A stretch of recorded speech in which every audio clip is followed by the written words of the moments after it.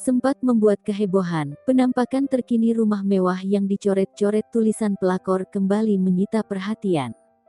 Pasalnya, rumah mewah berpagar hitam itu kini berubah drastis. Sadar rumahnya viral dan jadi perbincangan, pemilik rumah segera menghapus tulisan pelakor yang memenuhi pagarnya.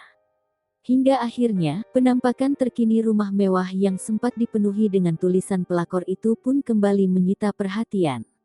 Pasalnya, rumah mewah tersebut kini telah bersih dari tulisan pelakor.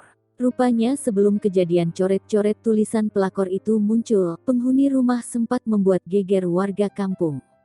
Hal tersebut diungkap oleh Ketua RW setempat. Sebelumnya, Ketua RW setempat bernama H. Ismairin Z membenarkan keberadaan rumah viral tersebut berada di lingkungannya.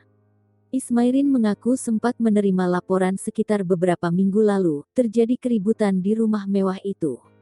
Kejadian melibatkan beberapa orang. Ismairin sendiri tidak mengetahui pasti penyebab keributan yang terjadi.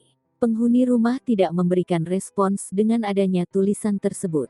Hanya saja penghuni rumah memang dikenal sebagai pribadi tertutup dan jarang bergaul dengan warga sekitar.